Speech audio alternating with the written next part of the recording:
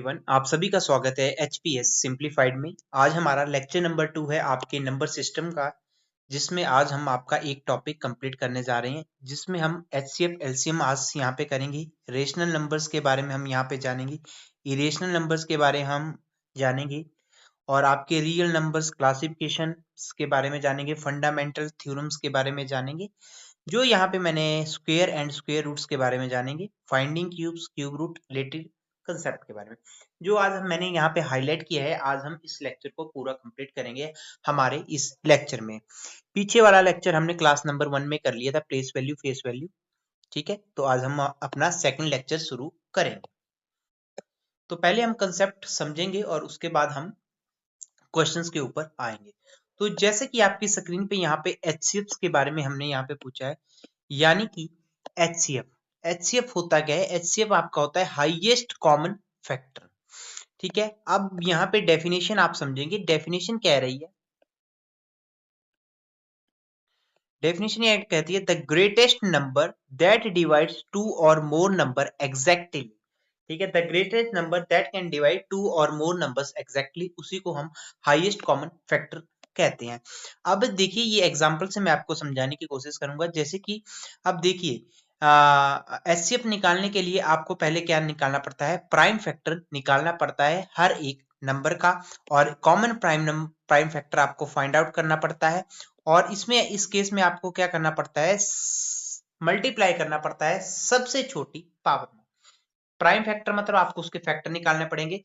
जैसे कि for example मैंने 18 दे दिया, तो 18 को आपको पता है सबसे छोटी डिजिट जो डिविजिबल होगी 1 तो होगी, लेकिन सबसे छोटी डिविजिबल डिजिट 2 होगी। तो स्मॉलेस्ट डिजिट से ही आपने फैक्टर बनाने की कोशिश करनी है। जैसे आप एग्जांपल करेंगे आपको ये चीज क्लियर हो जाएगी। अब एग्जांपल देखिए, यहाँ पे आप इस क्वेश्चन में करिएगा। यहां से पूछा है आपसे find the HCF of A 36 and 48। ठीक है, जैसे आप लोग एलसीएम को फाइंड आउट करते हैं, देखिए एलसीएम हम फाइंड आउट करते हैं 36 का।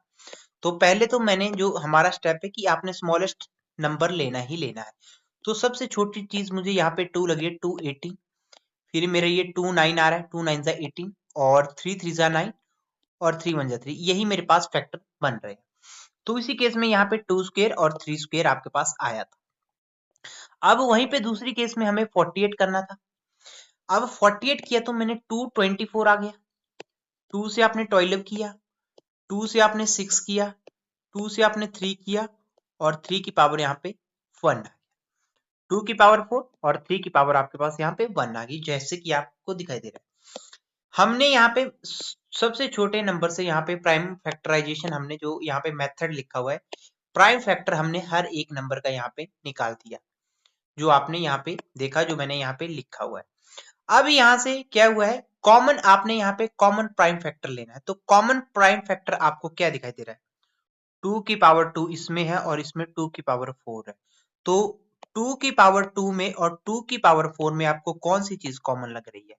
ऑब्वियसली 2 की पावर 2 ही कॉमन है दोनों में। अब 3 की पावर 2 में और 3 की पावर 1 में आपको कॉमन क्या लग रहा है? 3 की पावर 1 लग रहा है। ठीक है, तो यही चीज आपकी क्या होती है? एचसीएफ निकलती है, जो कि दोनों चीजों में कॉमन होती है। तो यहाँ पे दोनों में क्या कॉमन है? 2 की पावर 2 और 3 की पावर 1 दोनों में कॉमन है, उसी को हम हाईएस्ट कॉमन फैक्टर कहते हैं। आई होप आपको ये कंसेप्ट क्लियर हुआ होगा, और एग्जांपल्स करेंगे आपको और क्लियर होगा। ठीक है, तो इसमें आपने यहाँ पे ध्यान रखना है कि इस तरीके से आपसे सवाल एग्जाम में पूछा जा सकता है। चलिए यहाँ पे हम नेक्स्ट क्वेश्चन की ओर यहाँ पे बढ़ते हैं। तो इस तरीके से हम इस क्वेश्चन को यहाँ पे कर सकते हैं। तो 2 की पावर 2, जब हम इसको सिंप्लीफाई करेंगे ना, तो 2 की पावर 4 मल्टीप्लाई यहाँ पे 3, तो ये मेरे पास 12 आ जाएगा आपका एचसीएफ, जो कि यहाँ पे लिखा हुआ है। तो ये पहला मेथड था, हम इस तरीके से भी इसको कर सकते थे। ये था हमारा दोस्तों, ठीक है, प्राइम फैक्टराइजेशन मेथड। अब हम यहाँ पे इसको डिवीजन मेथड के माध्यम से भी कर सकते हैं, जो आपका दूसरा नंबर है। यहाँ पे आपने देखना होता है डिवीजन मेथड, आप लोग यहाँ पे चेक कर सकते हैं। डिवीजन मेथड में आपको क्या करना पड़ता है? डिवाइड करना पड़ता है large number by the smaller number, जो हम एग्जांपल के माध्यम से समझने की कोशिश करेंगे। ठीक है, और इसके बाद हम यहाँ पे देख सकते हैं, जैसे कि आपके सामने यहाँ पे हम देखेंगे replace the divisor by remainder. और रिपीट एंटी रिमाइंडर बिकम 0। लेकिन मैं आपसे रिक्वेस्ट करूंगा कि आप इस मेथड से ना ही करें तो बेटर रहेगा। लेकिन यहाँ पे समझाने के तरीके से मैं यहाँ पे बता रहा हूँ, आप किसी एक मेथड को यहाँ पे कर सकते हैं। फॉर एग्जाम्पल ये आपके लिए काफी मुश्किल रहता है, लेकिन हम प्राइम फैक्टराइजेशन मेथड से ही यूज करेंगे, इस बात का आप लोगों ने यहाँ पे ध्यान रखना है। अब दोस्तों यहाँ पे कैसे आपने रखना है, मुझे पता है 96 का मैं फैक्टराइजेशन करने की कोशिश करूंगा। तो 248 होता है हमारा 96, 224, फिर आपके पास यहाँ आएगा 212, फिर यहाँ पे 26। देखिए ये सिंपल मैथ है, ये आपको आना चाहिए 2 3 जा 6। तो यहां से मेरे 2 की कितनी पावर आ रही है, 1 1 2 3 4 5, 2 की पावर 5 मल्टीप्लाई 3 की पावर 1, मेरे पास 96 का फैक्टर निकला है। वहीं पे मैं 72 का दोस्तों फाइंड आउट करता तो 236, 218, 29 और 33। तो यहाँ पे मेरे पास 2 की पावर 3 आ रही थी और 3 की पावर स्क्वायर आ रही थी। अब इनमें से हमें जो कॉमन चीज यहाँ पे निकलती थी वही हमारा HCF होता था, हाईएस्ट कॉमन फैक्टर। अब यहां से मुझे क्या चीज कॉमन लग रही है ये आपने मुझे यहाँ पे बताना है। यहाँ पे मुझे कॉमन क्या चीज लग रही है, दोनों में जो कॉमन है वो 2 की पावर 3 है। सबसे छोटी इसमें भी 2 की पावर 3 कैसे बन जाएगा, 2 की पावर 3 मल्टीप्लाई 2 की पावर 5, लिख सकता हूँ 3 की पावर 1। वैसे ही मैं से 2 की पावर 3 मल्टीप्लाई 3 की पावर 1 मल्टीप्लाई 3 की पावर 1 लिख सकता हूँ। तो ये चीज यहाँ पे 3 पावर 1 मेरे पास कॉमन आ रहा था दोनों में। तो ये आपका क्या बनता है, ये आपका HCF बनता है। तो यहां से आप निकालेंगे 8 मल्टीप्लाई 3, तो ये आपके पास आ जाएगा 24। तो इस तरीके से भी आप कर सकते थे, तो HCF आपका 24 आता। अगर आप प्राइम फैक्टराइजेशन की मेथड से करते तब आपके लिए ये कंसेप्ट काफी हेल्पफुल रहना। ठीक है, LCM आप सभी कर लेंगे। लिस्ट कॉमन फैक्टर आपसे ये पूछता है कि LCM क्या होता है आपका, लिस्ट कॉमन मल्टीपल। देखिए जितने भी नंबर आपके डिविजिबल होते हैं नंबर से, उसे हम एलसीएम कहते हैं। अब मैं फॉर एग्जांपल आपको बता देता हूं। फॉर एग्जांपल अगर आपसे पूछें 36 एंड 48 का एलसीएम क्या है, आपने कैसे करना है, देखिए जैसे मैं समझा रहा हूं वैसे करते रहिए। 36 को एक साइड लिखिए एंड 48 को एक साइड जरूर लिखिए। ठीक है, अगर आप साथ में लिखने की कोशिश करें, 218 जा 36 और 224 दोनों यहाँ पे डिविजिबल हो सकते थे 2 से। वैसे ही मैंने आगे देखा 29 जा 80, 212 जा 24। वैसे ही अब मुझे दिखाई दे रहा है कि 12 6 के साथ कट सकता है, तो मुझे क्या करना है, 9 एज इट इज लिख लेना है और 2 6 जा 12। 6 अभी भी मेरा किससे जा सकता है, 2 से जा सकता है 3। अब ये जो दोनों डिजिट हैं ये मेरी केवल 3 के साथ ही जा सकती है। 3 3 जा 9, 3 1 जा 3 और 3 1 जा 3। जो ये आपका फैक्टर निकला यही आपका एलसीएम होगा, यानी कि 2 multiply 2 multiply 2 multiply 2 multiply 3 multiply 3 यहाँ पे दोस्तों बन रहा है, यानी 2 2 जा 4, 4 2 जा 8, 8 2 जा 16, 16 3 जा 48, 48 3 जा आपके पास यहाँ पे बन जाता है 144, आपका एलसीएम आ जाता है। तो एलसीएम को आप इस तरीके से भी कर सकते हैं। ठीक है, ये बात आपने यहाँ पे ध्यान रखनी। अब देखिए यहाँ पे मैंने प्राइम मेथडाइजेशन से माध्यम से किया हुआ है, तो इसमें देखना सबसे ज्यादा बार यहाँ पे क्या है, 2 की पावर 4 मल्टीप्लाई सबसे ज्यादा बार कौन सी डिजिट आई है, 3 का स्क्वायर, वही आपका एलसीएम बन जाता है। तो इस तरीके से भी आप लोग कर सकते हैं। चलिए ये इंपॉर्टेंट रहेगा आपके लिए, क्योंकि एग्जामिनेशन में मैं आपको बात बताऊं, जितने भी पटवारी के एग्जामिनेशन अभी तक 2019 में हुए हैं, आपसे इससे क्वेश्चन पूछा गया है। यहाँ पे मेरा इस फॉर्मूले को याद रखना कि HCF को जब हम एलसीएम से मल्टीप्लाई करते हैं वो होता है हमारा प्रोडक्ट ऑफ टू नंबर। इस बात को आप लोग ध्यान रखिए, यहाँ पे याद रखेंगे HCF multiply HCF product of a two number, आप लोगों ने यहाँ पे ध्यान रखना है। ठीक है दोस्तों, ये चीज आपके लिए काफी महत्वपूर्ण रहेगी। ठीक है, ये आप लोगों ने ध्यान रखना है। आई होप आपको ये चीज क्लियर हुई होगी। अब चलिए यहाँ पे हम आगे की ओर यहाँ पे बढ़ेंगे। ठीक है, हम अभी PYQs करेंगे जो हम लास्ट में करते हैं। अब मैं रेशनल नंबर्स के बारे में आपको यहाँ पे समझाना चाहूंगा, जो आपके पटवारी एग्जामिनेशन पॉइंट ऑफ व्यू से है, आपके सिलेबस के अकॉर्डिंग ही मैं करवा रहा हूँ। रेशनल नंबर से दोस्तों आपको एक चीज याद रखनी चाहिए, रेशनल नंबर आपकी फ्रैक्शन की फॉर्म में होते हैं, यानी कि P/Q की फॉर्मेशन में आपके पास रेशनल नंबर होगा, यानी कि फ्रैक्शन की फॉर्म में होगा। ये बात आपको ध्यान रखनी होती है। बट इसमें लिखा है क्यू हमारा 0 नहीं होना चाहिए। अब दोस्तों ये चीज क्यों होती है ये मैं आपको यहाँ पे बताना चाहूंगा। अब मैं बात बताऊं, अगर मैं 0 को डिवाइड करता हूं 1 के साथ तो रिजल्ट 0 आता है। अगर मैं 0 को डिवाइड करता हूं 3 के साथ तब भी रिजल्ट मेरे पास 0 आता है। अगर 0 को मैं डिवाइड करता हूं -28 से तब भी मेरे पास रिजल्ट 0 रहता है। लेकिन अगर 1 को मैं 0 के साथ, 2 को मैं 0 के साथ, 3 को मैं 0 के साथ डिवाइड करूंगा तो ये रिजल्ट अनडिफाइंडेबल रहता है कि इसको हम लोग सॉल्व नहीं कर सकते। इसी कारण कहा गया है q is not equal to 0। ये रीजन भी आप लोगों ने ध्यान रखना है, एग्जाम में पूछा जा सकता है। आपसे पूछा जा सकता है what is the value of 1/0। या तो अनडिफाइंडेबल होगी या इनफाइनाइट होगी जिसको कि हम सॉल्व नहीं कर सकते।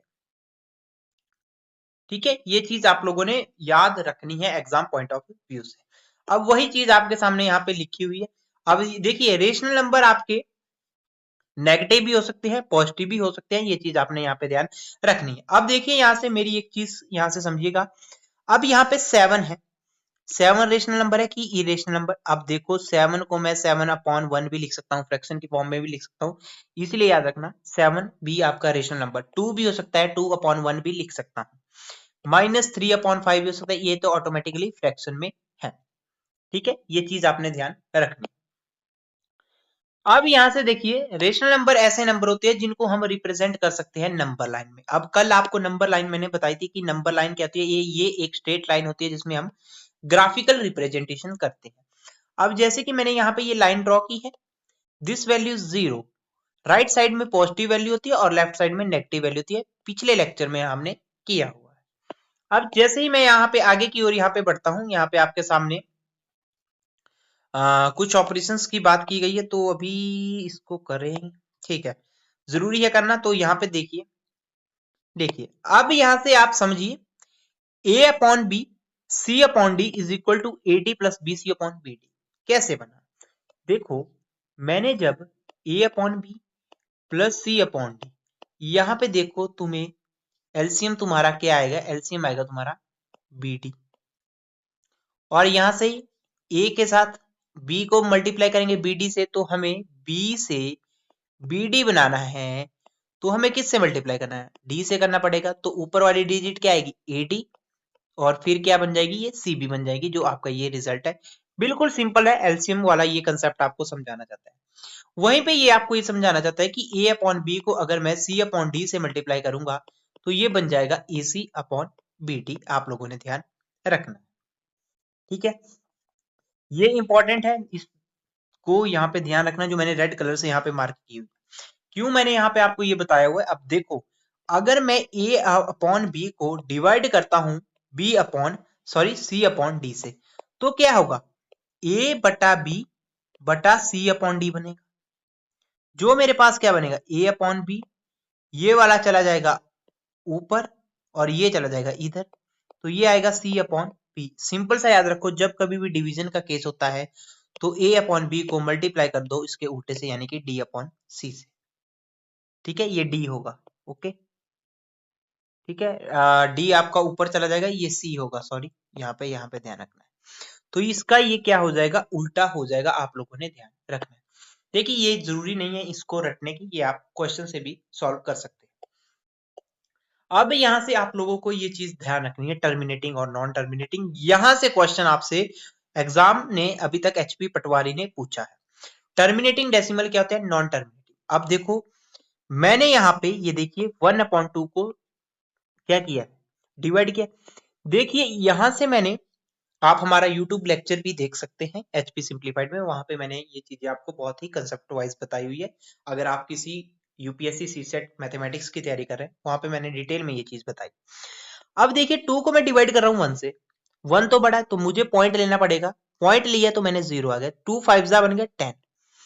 टर्मिनेटिंग कहता है अगर तुम्हारा रिमाइंडर 0 आ गया, रिमाइंडर तुम्हारा अगर 0 आ गया, तब आपका कैसा डेसिमल होगा, टर्मिनेटिंग। मेरी एक बात अभी भी मैं बार बार बोल रहा हूँ, याद रखना, जब रिमाइंडर 0 आ गया तब आपका टर्मिनेटिंग डेसिमल बनेगा। अब यहाँ पे मैं 1/3 को डिवाइड कर रहा था, यहाँ पे देखिए तो यहाँ पे 1 था और ये 3 था। अब मुझे पॉइंट लेना पड़ा तभी 0 है, और ये मुझे 3 जा 9। फिर से मेरे पास वही डिजिट आ गई 1। अब मैंने फिर से पॉइंट की वजह से 0 लगाया, 3 3 3 3, मैं जितनी बार करता रहूं ये कभी खत्म ही नहीं होगा, इसका रिमाइंडर कभी भी मेरा 0 नहीं आएगा। इट मींस ये क्या है, ये नॉन टर्मिनेटिंग डेसिमल है। ये आप लोगों ने ध्यान रखना है, एग्जाम में कई बार ये क्वेश्चन आपसे पूछा जा सकता है। ठीक है, ये यहाँ पे आपने ध्यान रखना है। अब आपके सामने आएगा इरेशनल नंबर। इरेशनल नंबर दोस्तों, अभी तक हमने देखा कि रेशनल नंबर की मैंने जब बात की तो रेशनल नंबर हमारे पास होता है फ्रैक्शन की फॉर्म में, जिसमें कहा गया था कि Q आपका 0 नहीं होना चाहिए। ठीक है, अब इरेशनल नंबर क्या कहता है कि ये आपका P अपॉन Q की फॉर्मेशन में नहीं होगा, ये आपका इरेशनल नंबर। ये आपका किस फॉर्मेशन में होता है, ये चीजें आपको ध्यान रखनी होगी। डेसिमल, अगर आपके पास अंडर रूट आ गया और आपके पास पाई आ गया, ये तीन चीजें आपको ध्यान रखनी होगी एचपी पटवारी से रिलेटेड, कि अगर हमारे पास डेसिमल आ गया, पाई आ गया, ठीक है, और अंडर रूट कोई भी वैल्यू आ गई, वो हमारी क्या होगी, irrational. A number that can not be written as a p upon q form, ये आपने ध्यान रखना है। अब देखिए यहां पे मैंने जो नॉन टर्मिनेटिंग नंबर है, नॉन टर्मिनेटिंग नंबर मतलब 0.3333 जिनका रिमाइंडर्स नहीं आ रहा था, नॉन टर्मिनेटिंग नंबर हमेशा याद रखना, ये कभी भी कंप्लीट नहीं होंगे, ये आपके किस में आएंगे, एग्जाम में आता है, ये इरेशनल नंबर में आएंगे, नॉन रिपीटिंग भी आपके इरेशनल नंबर में आएंगे। जैसे कि यहाँ पे नॉन टर्मिनेटिंग में डेसिमल का एग्जांपल आ गया। अब देखिए अंडर रूट 2 इरेशनल नंबर है, अंडर रूट 3 इरेशनल नंबर है, पाई आपका इरेशनल नंबर है। एग्जाम तुम्हें कंफ्यूजन करने के लिए क्या डालेगा, under root 4 is, under root 16 is, under root 7, under root 25 is. ये क्वेश्चन बहुत ही इंपॉर्टेंट है, इसको आप लोगों ने स्टार मार्क करना है, यहीं से आपसे क्वेश्चन बनने की रहती है। मुझे यहां से अभी मैं दो ही चीजें पूछ रहा हूँ, यह इरेशनल नंबर है या रेशनल नंबर है, इन तीनों क्वेश्चंस में आपने बताना है। ये दूसरा क्वेश्चन है, ये आपका तीसरा क्वेश्चन है, ये आपका दोस्तों चौथा क्वेश्चन है, ये चीज आपको पता होनी चाहिए। अब मैं देखिए अंडर रूट 4 की वैल्यू क्या है, रूट 2 मल्टीप्लाई 2, यानी कि इसकी वैल्यू है 2, क्योंकि अंडर रूट में जब ये 2 का स्क्वायर है तो स्क्वायर क्या करता है, अंडर रूट को काट देता है, तो ये वैल्यू आपकी 2। अभी तुमने रेशनल नंबर में मैंने आपको करवाया था कि 7 क्या है, रेशनल नंबर, कैसे कि मैं इसको 7/1 भी लिख सकता हूं, तो ये क्या 2/1 भी है। तो यहां से मैं ये समझाना चाहता हूं कि अगर अंडर रूट की वैल्यू में, अंडर रूट की वैल्यू में परफेक्ट स्क्वायर आ गया, परफेक्ट स्क्वायर आ गया, तो वो रेशनल नंबर होगा, ये मेरी बात ध्यान रखनी, ठीक है। अब रूट 16 की वैल्यू होती है 4, तो ये क्या है, रेशनल नंबर है, ये क्या है 5 है, ये क्या है रेशनल नंबर है, ये बात आपने ध्यान रखनी है। अंडर रूट के आगे अगर परफेक्ट स्कोर आ गया तो वो हमारा, आप लिख सकते हैं, वो हमारा रेशनल नंबर होगा, ये कई बार आपके एग्जाम में पूछा जाएगा, ठीक है। ये क्वेश्चन आपके एग्जाम में इस तरीके से पूछ सकता है एग्जामिनर, आप लोगों ने ध्यान रखना है। क्लासिफिकेशन ऑफ रियल नंबर्स के बारे में हमने पढ़ना था, जिसमें हमने रेशनल नंबर्स पढ़ लिया, इरेशनल नंबर्स के बारे में हमने पढ़ लिया अभी तक, ठीक है। और मैंने आपको कल बताया था, कल ही बता दिया था मैंने, अगर आई होप आपको ध्यान हो, कि इंटीजर आपके क्या होते हैं, पॉजिटिव होते हैं, ठीक है, और दोस्तों एक होते हैं आपके नेगेटिव, और जीरो भी आपका इंटीजर होता है, लेकिन जीरो पॉजिटिव नेगेटिव दोनों में से कुछ नहीं होता है, ये आप लोगों ने ध्यान रखना है, एग्जामिनर आपसे क्वेश्चन पूछेगा, ठीक है। फ्रैक्शन अभी बताया, फ्रैक्शन किस फॉर्म में होता है, पी अपॉन क्यू की फॉर्मेशन में, जो हमने रेशनल नंबर में देखा।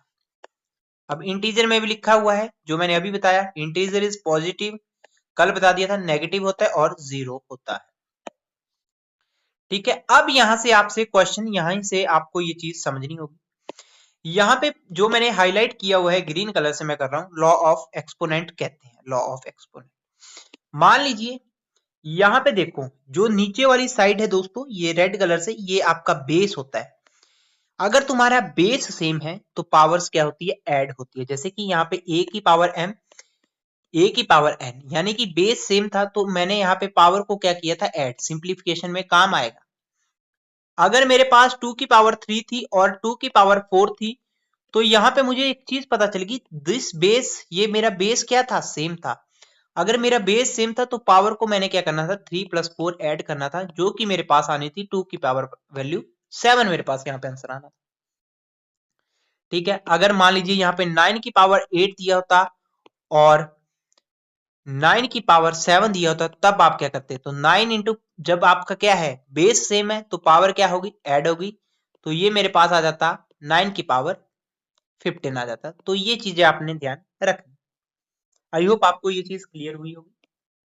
अब दूसरे के ऊपर आएंगे आप, ये जो दूसरा मैंने पर्पल कलर में किया, अगर मैं a की पावर m को डिवाइड करता हूं a की पावर n में, यानी कि डिवीजन में है, जब मल्टीप्लाई में है तब आपकी वैल्यू क्या होती है? ऐड होती है। यहाँ पे बेस दोनों सेम है लेकिन डिवीजन में है, तब आपकी वैल्यू क्या होती है? माइनस हो जाती है। फॉर एग्जाम्पल आप समझिएगा, यहाँ पे 2 की पावर 3 मैंने लिया था और 2 की पावर 4 लिया। ठीक है, अभी के लिए आप इसको 2 की पावर 4 मानो और 2 की पावर इसको 3 मानो। अगर आप करते तो आपको पता है 2 की पावर 2 की पावर 2 की पावर 2, यहाँ पे 2 की पावर 2 की पावर 2 की पावर, तो इस तरीके से करते तब भी आपके पास वैल्यू आनी थी 2। लेकिन लॉ ऑफ एक्सपोनेंट आप जब आप लगाते तो आपने क्या करना था? बेस हमारा सेम है, डिवीजन में, तो वैल्यू क्या होगी? माइनस होगी। इस तरीके से भी आप कर सकते थे। आई होप आपको क्लियर हुआ होगा ये कंसेप्ट, कैसे मैंने यहाँ पे इसको आपको बताया।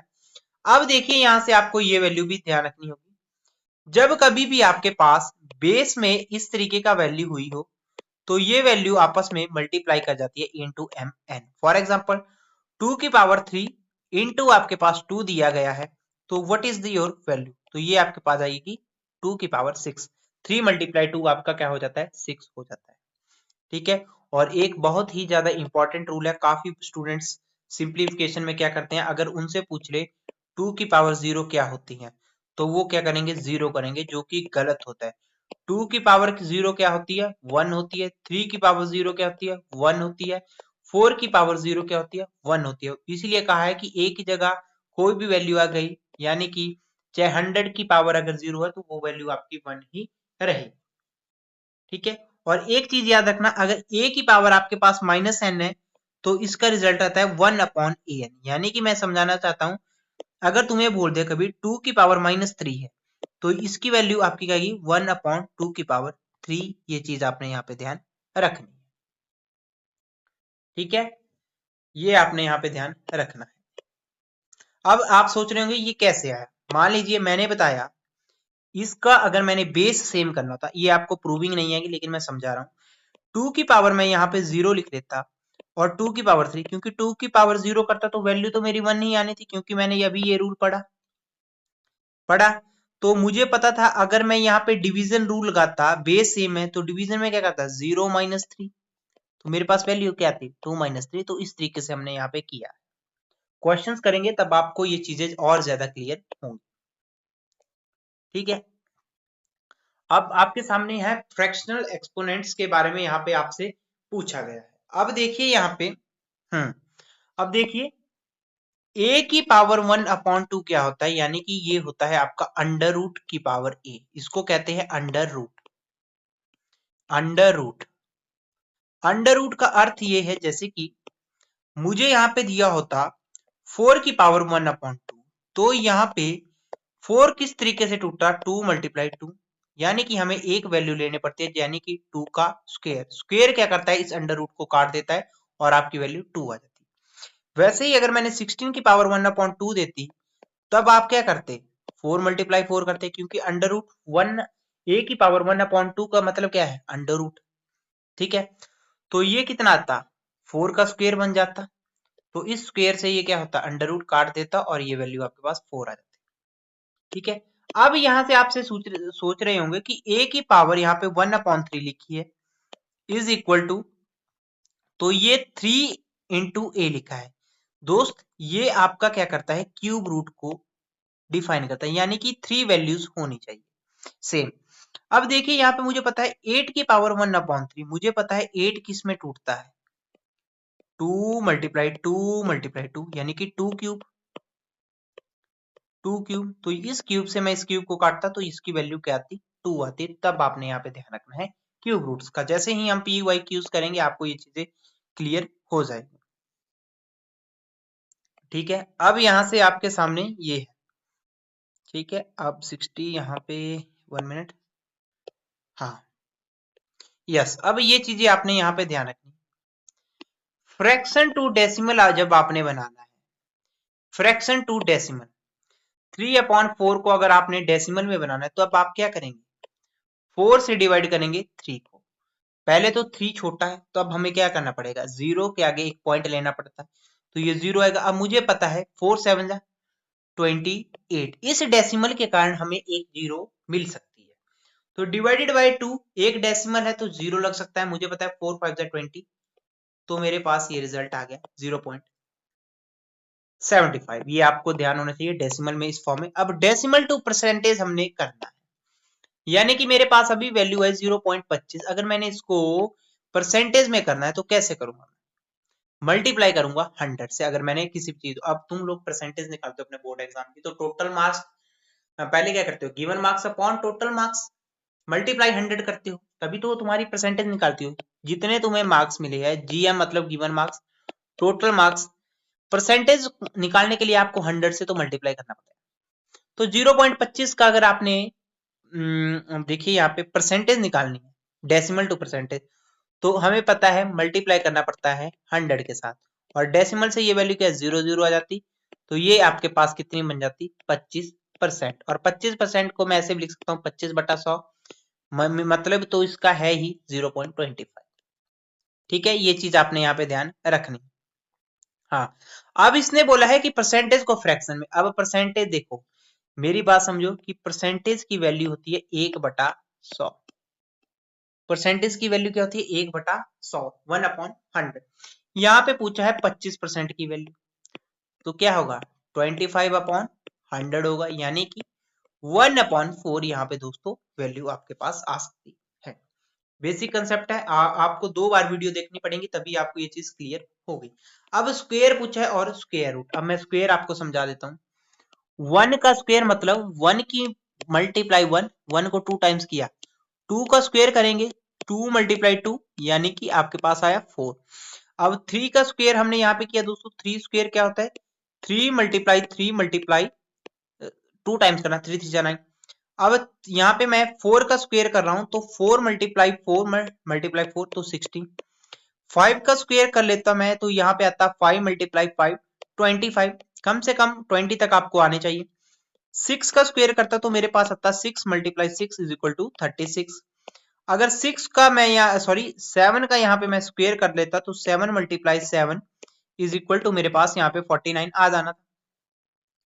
ये था कि मैंने स्क्वायर को निकाल दिया, यानी कि स्क्वायर का मतलब होता है कि 2 की पावर 2 किसी भी वैल्यू की, जैसे कि n की पावर 2 आ जाती।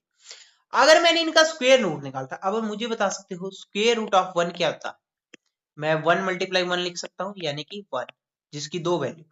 अब स्क्वायर रूट आपसे 4 पूछा, यानी कि इसको किस में 2 × 2, यानी कि ये बना 2 का स्क्वायर, और ये स्क्वायर क्या करता है स्क्वायर रूट को तोड़ देता है। ठीक है, तो ये वैल्यू 2 आ गई।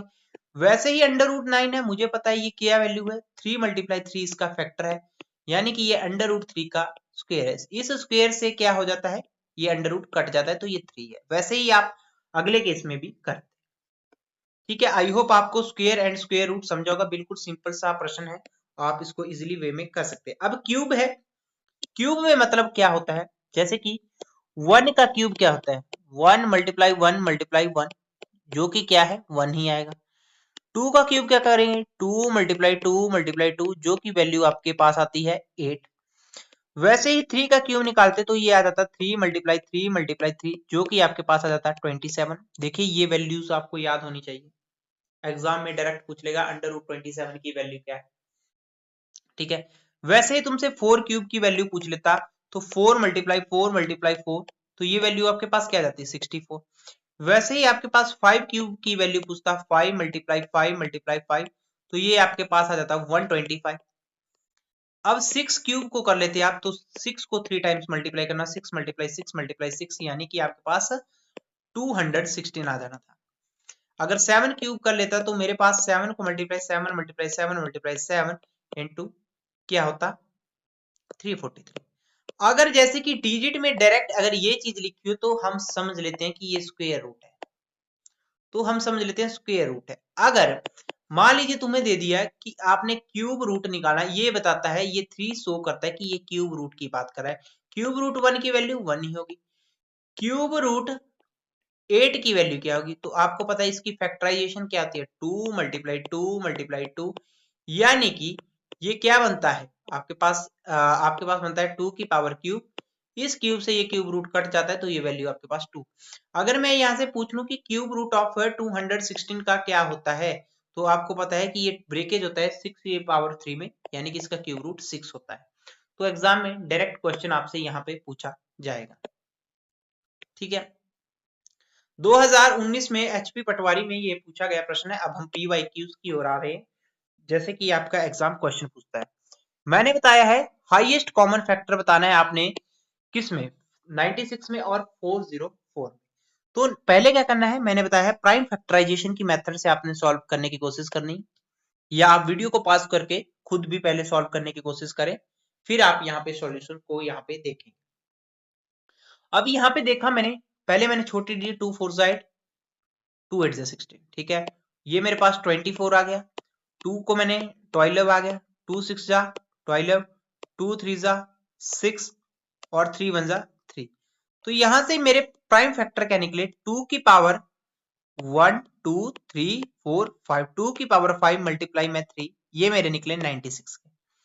अब मैं 404 में चेक करूंगा, 404 में तो सबसे छोटी डिजिट मुझे 2 लग रही है, 2 2 जा 4 0 2, और 2 से ये आ जाएगा 101, 101 तुम्हारा किसी भी डिजिट से कट नहीं हो सकता।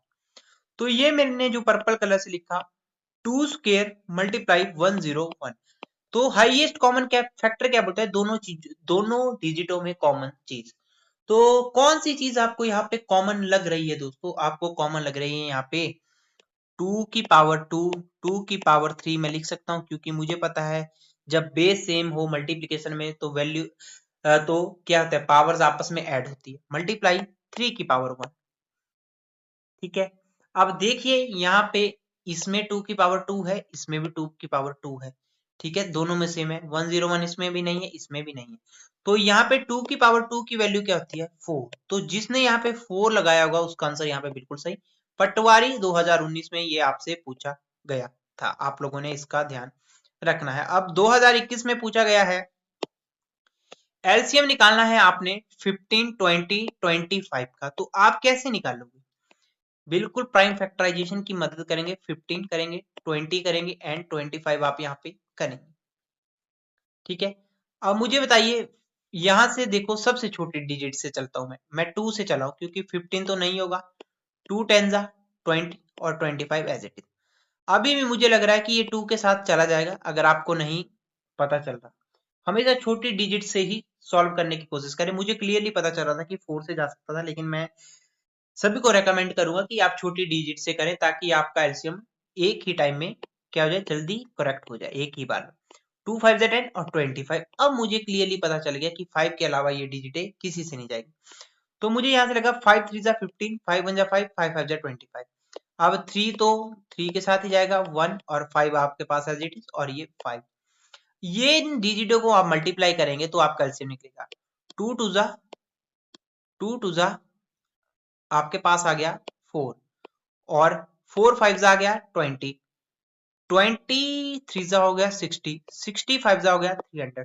तो एलसीएम क्या आया यहाँ पे आपका 300 आया। आई होप आपको ये क्वेश्चन क्लियर हुआ होगा कैसे हमने इस क्वेश्चन को किया। अब मैंने कहा था ऐसे क्वेश्चन में जहां पे मैंने फॉर्मूला बताया था, मैंने बोला ये क्वेश्चन बहुत बार मैंने जितने भी पटवारी के एग्जामिनेशन देखे वहां पे ये क्वेश्चंस पूछे गए थे। अब यहाँ से पूछा गया है कि एचसीएफ ऑफ ए 2 नंबर 60 है और उनका प्रोडक्ट क्या है आपका 3072, एलसीएम क्या होगा। अभी मैंने जब आपको फॉर्मूला बताया था, मैंने बताया था याद रखो कि एचसीएफ को जब हम मल्टीप्लाई करते हैं एलसीएम्स के साथ, तो हमारे पास जो डिजिट आती है वो प्रोडक्ट ऑफ 2 नंबर्स आती है, ये हमने देखा, प्रोडक्ट ऑफ 2 नंबर्स हमारी आती है, प्रोडक्ट ऑफ 2 नंबर्स हमारे पास आती है, ठीक है, प्रोडक्ट है ये, वो है, ठीक है। तो यहां से मुझे क्लियरली पता चला है कि एचसीएफ ऑफ टू नंबर, यानी कि एचसीएफ कितना है 16 है। एलसीएम को मैं केवल एल ही लिख रहा हूँ क्योंकि मेरे से एलसीएम 3072। अब जिसको डिविजिबल करने नहीं आ रहा मान लीजिए, तो वो पहले छोटे डिजिट से ही सॉल्व करे। मैं 16 से कर सकता था, मैं बता रहा हूँ 2 8 जा 16, 2 15 जा 30, 2 3 जा 6, 2 6 जा 12। अब देखिए 2 4 जा 8, 2 7 जा 14, 2 6 जा 12, 2 8 जा 16। अब 4 से काट लेता हूँ, 4 1 जा 4, 3 बच गया 36, 4 9 जा 36, 4 2 जा 8, 192 आपका एलसीएम आ जाना। तो इस तरीके से भी आप इस क्वेश्चन को कर सकते थे। ठीक है, यहीं पे ये देखिए आपके सामने लिखा है HCF multiply LCM is the product of A two numbers. कई बार ऐसे क्वेश्चन एग्जाम में पूछे जाते हैं। अब चलिए यहां से आपसे पूछा गया है, मुझे यहां से आपने बताना है which of the following is a irrational number. मैंने कहा था इरेशनल नंबर फाइंड आउट और रेशनल नंबर फाइंड आउट करने के लिए आपसे एग्जामिनर पूछेगा। यहाँ पे आपने बताना है कि which of the following is a irrational number. अब देखो मैंने क्या कहा था कि अगर परफेक्ट स्क्वायर दिया हो तो वो रेशनल नंबर में काउंट होगा। ठीक है, अब अंडर रूट 49 की वैल्यू अभी बताई 7 मल्टीप्लाई 7, यानी कि 7 स्क्वायर की वैल्यू है, इस स्क्वायर से ही अंडर रूट कट गया। तो यहां से पता चल गया 7 है, तो 7 को मैंने एग्जांपल भी दिया था कि इसको 7:1 में लिख सकते हैं। अंडर रूट 11 में मुझे पता चल रहा है कि अंडर रूट 21, ये अंडर रूट 11 मल्टीप्लाई 11 का है। तो क्या होगा, इसकी वैल्यू 11 है, ये भी मेरा रेशनल नंबर है, इसको भी मैं 11/1 में लिख सकता हूँ क्योंकि this is the perfect square of a. ठीक है, तो यहाँ पे अब देखिए, अब 0.25 की मैं बात कर रहा हूँ, डेसिमल को हटाएंगे तो 25/100 आपके पास आएगा क्योंकि 2 0 नीचे आ जाए। अब तुम्हें ये पता चल रहा है कि ये तुम्हारे पास क्या बन रहा है, 5 का स्क्वायर बन रहा है और ये तुम्हारे पास 10 का स्क्वायर बन रहा है। हमने लॉ ऑफ एक्सपोनेंट देखा कि 5/10 का इस तरीके से हम इसको लिख सकते हैं, इस स्क्वायर से ये वैल्यू कट जा रही थी, तो ये वैल्यू मेरे पास आ रही थी 1/2। ठीक है, 1 मिनट प्लीज। तो ये वैल्यू मेरे पास आ रही थी 1/2। 1/2 क्या रिप्रेजेंट कर रहा है, रेशनल नंबर। अब चेक करने की जरूरत नहीं है, तो आपका अंडर रूट 10 ही 50 ही होगा। कैसे होगा ये भी मैं आपको यहाँ पे क्लियरली दोस्तों बता देता हूँ कि अंडर रूट 50 कैसे होगा। अब देखिए अंडर रूट 50 इसलिए हो सकता है, जैसे कि देखिए अंडर रूट 50, देखो मैं 50 का फैक्टर निकालने की कोशिश करता हूँ, तो 50 का मेरे को पता है 2 25 5 5 सा, तो यहाँ पे मेरे पास वैल्यू निकल रही थी 2 मल्टीप्लाई 5 का स्क्वायर। अब ये अंडर रूट मल्टीप्लीकेशन में under root 2 multiply under root 5 square भी बन सकता था, इस स्क्वायर से ये रूट कट जा रहा था तो 5 अंडर रूट 2 बन जा रहा था। लेकिन अंडर रूट 2 की वैल्यू आपकी डेसिमल में आ जाती है 0.414 के सॉरी 0.1414 के आसपास, तो ये परफेक्ट स्क्वायर नहीं है अंडर रूट 2, इसीलिए इसको यहाँ पे इरेशनल नंबर कहा गया है। देखिए एग्जामिनर आपसे इस टाइप में ही क्वेश्चन पूछेगा। ठीक है, अब मुझे यहां से देखिए मैंने बताया था 2018 में पूछा गया है, ये क्वेश्चन आपको आना चाहिए। मुझे बताइए ये ये जो एक्सपेंशन है 13/40, ये क्या है, इरेशनल नंबर है, होल नंबर है, टर्मिनेटिंग है। देखो इरेशनल नंबर तो नहीं होगा, यहाँ पे क्लियरली फ्रैक्शन की फॉर्म में ये दिया हुआ है। एक मिनट, हो भी सकता है अगर ये, हाँ अगर ये सॉल्व नहीं हुआ, रिमाइंडर इसका 0 नहीं आया, सेम डिजिट रिपीट करने लग गया, तो ये आ सकता है इरेशनल में, तो इसको इरेशनल में भी हम काट लेते हैं। लेकिन होल नंबर नहीं हो सकता, क्यों, होल नंबर हमारे 0 से स्टार्ट है, 0 1 2 3 और ये इनफाइनाइट तक है, और ये हमारा 13/14 है, यानी कि 0 पॉइंट की डिजिट में हो सकता है। अब बताइए ये क्या चीज है, तो अगर मैं 40 को डिवाइड कर रहा हूं 30, तो मुझे एक डेसिमल लेना पड़ेगा, इससे क्या होगा एक जीरो मेरी बार बार बन जाएगी, तो ये 0 आया। अब मुझे पता है 14 3 होते हैं 120, तो ये मेरे पास 10 आ गया, इस डेसिमल के कारण एक जीरो मेरे को मिल जाएगी। 14 2 कितने हो गया, 80 हो गया, तो ये आपके पास आ गया 20, इस डेसिमल के कारण एक और जीरो, 45 हो जाते हैं आपके 200। रिमाइंडर मैंने क्या कहा, जब अगर अगर तुम्हारा रिमाइंडर 0 आ गया तो डेसिमल कैसा होगा आपका, टर्मिनेटिंग होगा। अगर रिमाइंडर नॉट 0 आता तब हम कहते हैं नॉन टर्मिनेटिंग, तो ऑप्शन बी आपकी यहाँ पे सही रहनी थी। ठीक है, इस चीज का आप लोग यहाँ पे ध्यान रखेंगे। ठीक है, आई होप आपको क्लियर हुआ होगा कैसे हमने इस क्वेश्चन को यहाँ पे किया। देखिए अब आपके पटवारी में ही पूछा गया है क्वेश्चन नंबर 6। देखिए मैंने पटवारी के ही पीवाईक्यूज को उठाया हुआ है डिफरेंट डिफरेंट एग्जामिनेशन में। ऐसे ये सिंप्लीफिकेशन का पोर्शन है, लेकिन मैं चला हूं आपके सिलेबस के अकॉर्डिंग जो आपके एसपीआरसीए ने दिया है। अब देखिए बोर्ड मास आपने पढ़ा होगा, BODMAS। तो सबसे पहले हमें डिवीजन, फिर उसके बाद मल्टीप्लिकेशन आती है। अब मैं यहाँ पे इस रूल को भी अप्लाई कर सकता था, 3 की पावर 4 मल्टीप्लाई 3 की पावर 2 डिवाइडेड बाय 3 की पावर 3। आप क्या करते, 3 की पावर 4 मल्टीप्लाई 3 की पावर स्क्वायर, इस डिवाइड को 3 की पावर 3 लिख सकते थे। ठीक है, अब यहाँ पे आप ऐसे भी कर सकते थे कि 3 की पावर 2 है, अगर इसको काटेंगे तो ये 1 वैल्यू, इस 1 वैल्यू से ये 4 काटेंगे तो 3 की पावर 3 आपके पास आ जानी थी।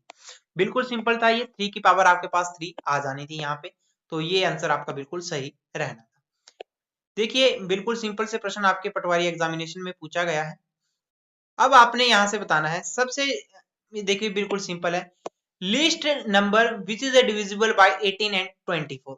वो डिविजिबल होना चाहिए 18 के साथ भी और 25 के साथ भी लिस्ट। अब देखो 36 को मैं डिवाइड 18 से कर पा रहा हूं क्योंकि ये आ जाएगा 2 से, लेकिन 36 को डिवाइड अगर मैं 24 से करूंगा तो नहीं हो पा रहा है, तो ऑप्शन ए इज रॉन्ग।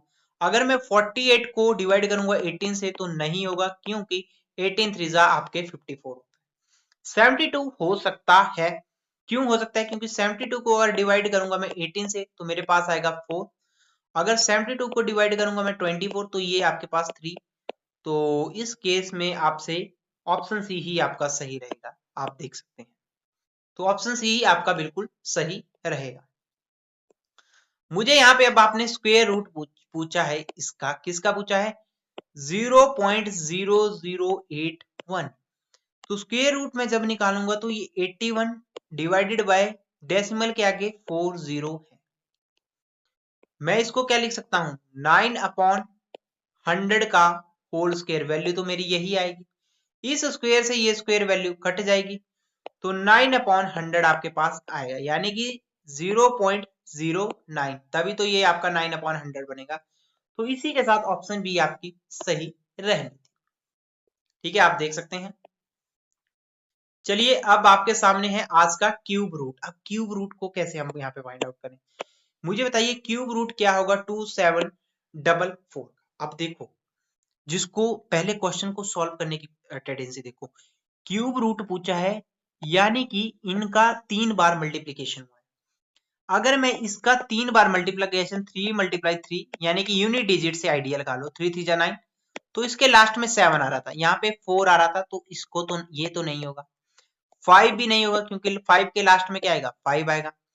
लेकिन 4 के टेबल में देखा है 4 × 4 × 4 कितना होगा, 64 आ जाता है, यूनिट डिजिट 4 आ रहा है। अगर 2 का केस है 2 × 2 × 2, तो यहाँ पे क्या आ रहा था, 8 आ रहा था लास्ट डिजिट में।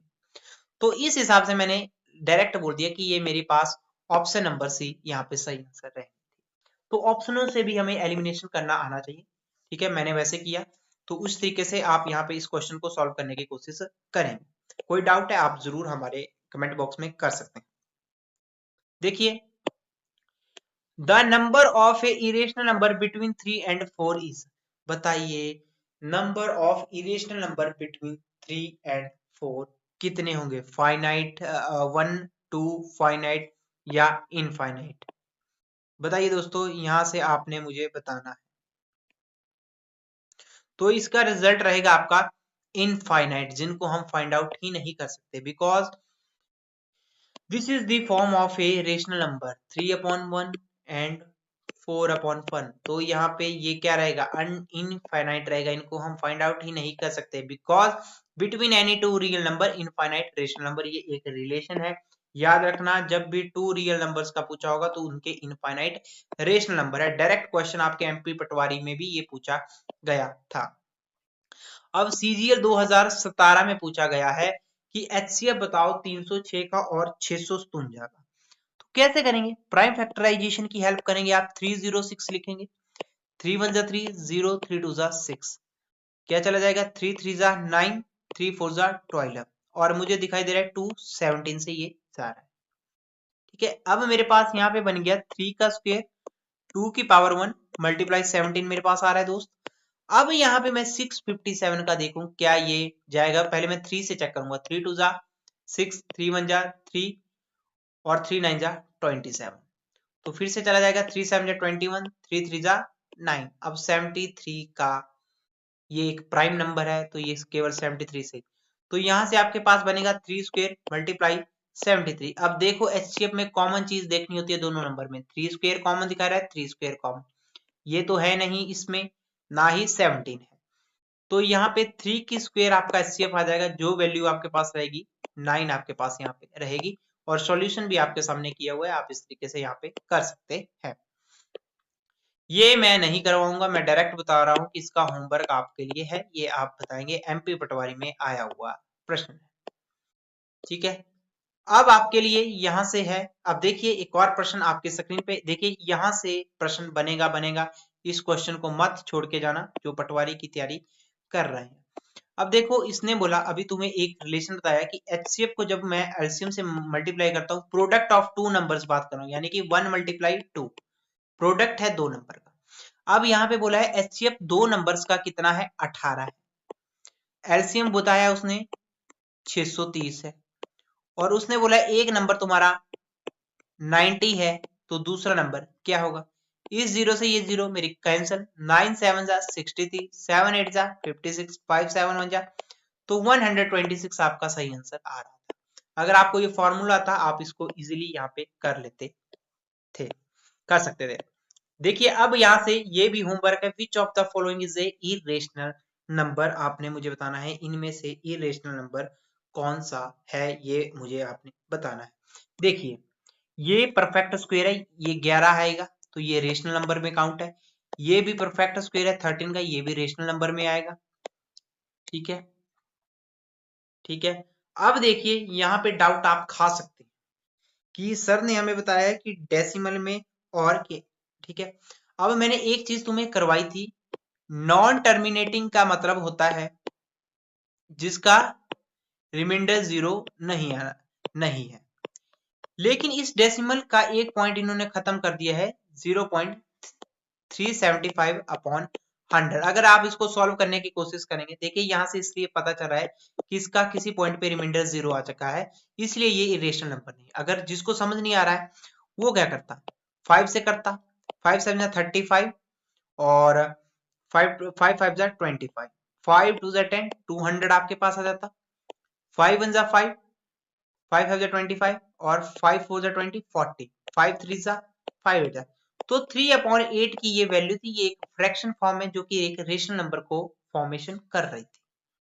ठीक है, और यहाँ पे रिमाइंडर भी 0 आ रहा था, यानी कि ये क्या था, टर्मिनेटिंग था। और इरेशनल नंबर क्या होते हैं, मैंने बार बार बोला था, नॉन टर्मिनेटिंग, जिनका रिमाइंडर 0 ना आ सके, तो इसीलिए यहाँ पे ऑप्शन सी आपकी सही रही, ये भी आप लोगों ने यहाँ पे ध्यान रखना है।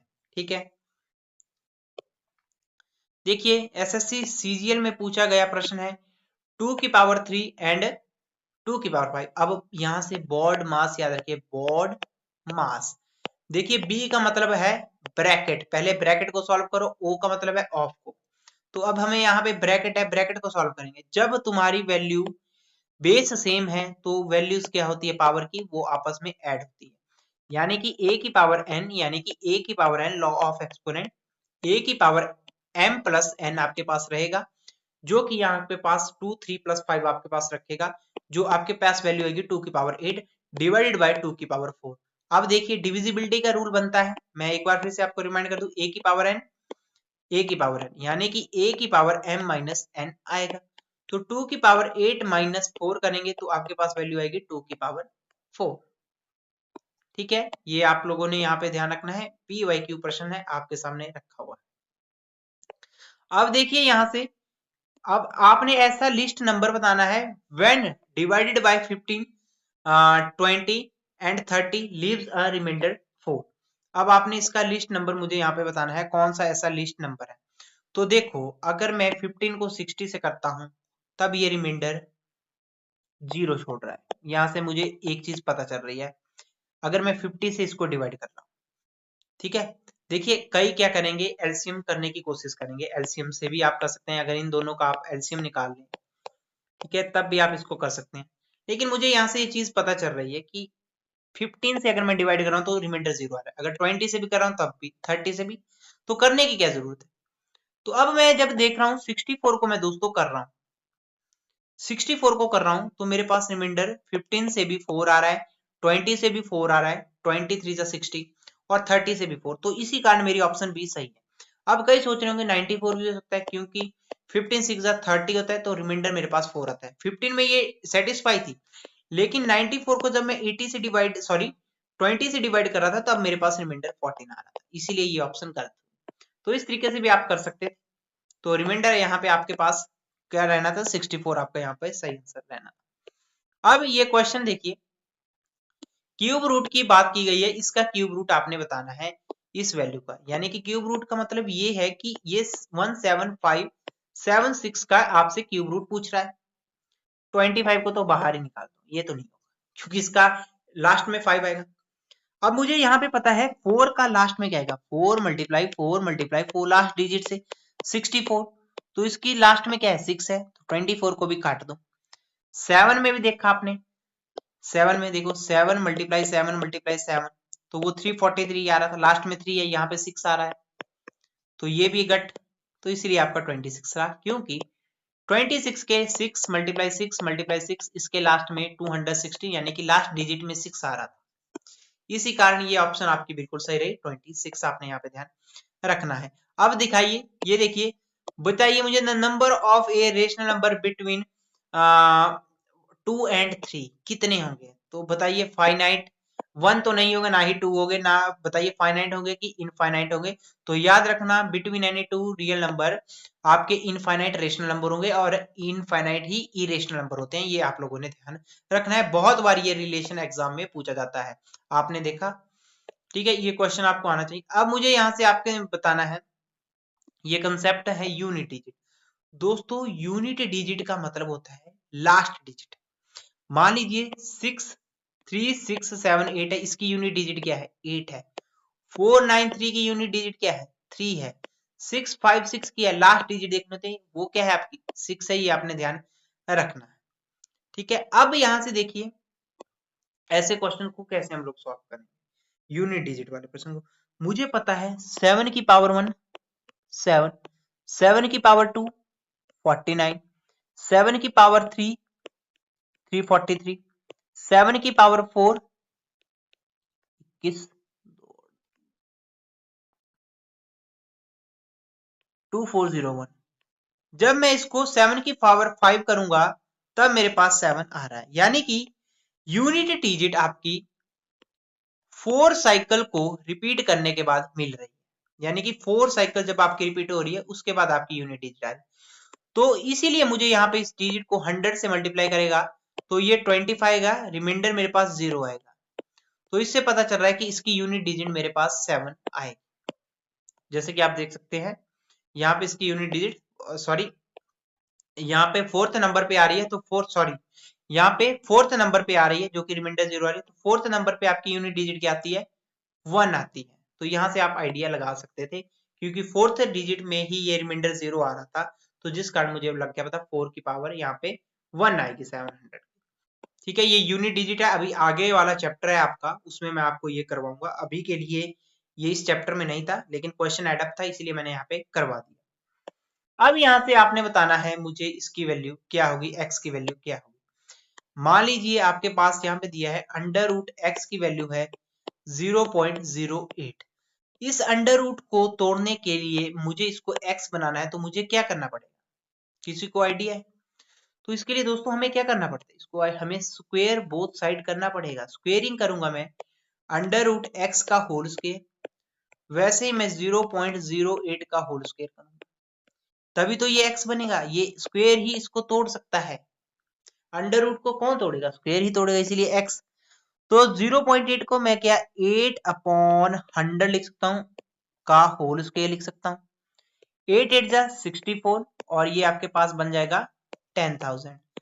0.0064 आपके पास ये आ जाएगा, जो कि आपका यहाँ पे है 0.006 4 पे हम यहाँ पे करेंगे।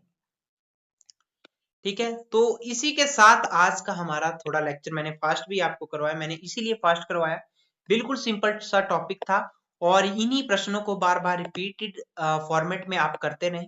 ठीक है, और जैसे कि मैं आपसे कुछ और डिस्कशन यहाँ पे करना चाहूंगा कि आपका जो कि पटवारी के सिलेबस के अकॉर्डिंग से हमने पहला चैप्टर कंप्लीट कर लिया है और इसमें मैंने PYQs भी बता दिए आपको कि इस टाइप में आपका एग्जामिनर पूछता है क्वेश्चन, आपने उस हिसाब से ही करना है। ठीक है, अब जैसे कि मैं थोड़ा सा बता दूं, ये चैप्टर आज हमने यहाँ पे कंप्लीट कर लिया। देखिए अभी आपने क्या करना है, इस लेक्चर को केवल 2 बार जरूर देख लेना है, तभी आपको ये चीज क्लियर होगी। फिर जैसे ही मैं नेक्स्ट चैप्टर आपको करवाऊंगा वो भी नंबर सिस्टम के रिलेटेड है, लेकिन पटवारी की सिलेबस के अकॉर्डिंग वो आपका चैप्टर नंबर 2 है, जिसको हम कल के लेक्चर में करेंगे। अगर किसी को लेक्चर के प्रति कोई भी डाउट है, आप हमारा टेलीग्राम HPAS, ठीक है, सिंप्लीफाइड कोड ज्वाइन कर सकते हैं, वहां पे आप अपने रियल डाउट्स भी हमें भेज सकते हैं। तो इसी के साथ चैप्टर 1 हुआ आपका कंप्लीटली, जो आपके सिलेबस के अकॉर्डिंग हमें बताया गया है। ठीक है, थैंक यू सो मच, मिलते हैं नेक्स्ट चैप्टर के साथ।